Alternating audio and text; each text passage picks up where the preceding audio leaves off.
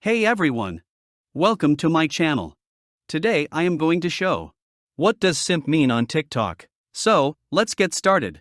A simp, in general, is a person who does things for another person in the hope of winning their affection. This can be done in a romantic way, but it can also be done in a platonic way. For example, a simp might give someone gifts, do favors for them, or constantly compliment them. On TikTok, the term simp is used to describe someone who is overly submissive to someone they love, particularly in the hope of winning their romantic attention.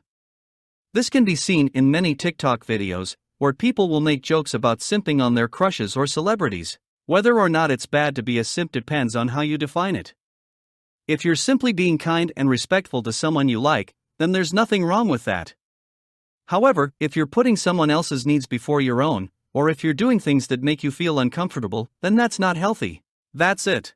Remember to like, subscribe, and hit the bell icon. Your comments and feedback are incredibly important to us, so please feel free to share your thoughts in the comments section below. We love hearing from you. Thanks for watching.